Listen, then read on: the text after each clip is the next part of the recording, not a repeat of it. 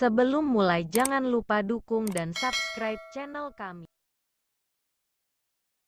Inilah kisah teladan Nabi Muhammad yang bersumber dari hadis Bukhari. Tentang dahsyatnya khasiat ayat kursi. Tentang rahasia yang dibeberkan oleh setan menjelang tidur.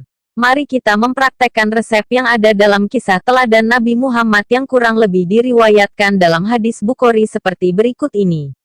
Dari Abu Hurairah, bahwa Rasulullah mewakilkan tugas untuk menjaga zakat fitrah Ramadan kepadaku. Kemudian ada seseorang mendekatiku lalu dengan bergegas dia mengambil satu genggam makanan yang dijaga itu. Dan aku pun dengan cepat menangkapnya dan aku katakan bahwasanya aku tidak segan mengadukan perkara ini kepada Rasulullah. Maka dia pun mengeluh, tuturnya. Saya ini orang miskin yang memiliki banyak beban keluarga, dan saya amat memerlukannya. Lalu aku lepaskan dia. Pada pagi harinya saya menemui Rasulullah, dan sabda beliau, "Wahai Abu Hurairah, apa yang dilakukan tawananmu tadi malam?" Jawab saya. Dia mengeluh bahwasanya dia melarat, sampai saya tak sampai hati, maka saya lepaskan dia. Sabdanya, "Rasulullah, dia membohongimu, dan malam nanti dia akan mendatangimu kembali." Al-Kisah, saya menjaganya makin ketat, sebab beliau, Nabi Muhammad, memberitahu bahwa dia hendak mendatangiku kembali. Ternyata betul, dia hadir dan mengambil satu genggam lagi. Kemudian saya tangkap dia, dan saya katakan perihal ini akan diadukan pada Rasulullah. Dia menjawab sama seperti pada malam pertama, dan dia janji untuk tidak mengulanginya. Karena jawabnya itu, maka saya lepaskan dia.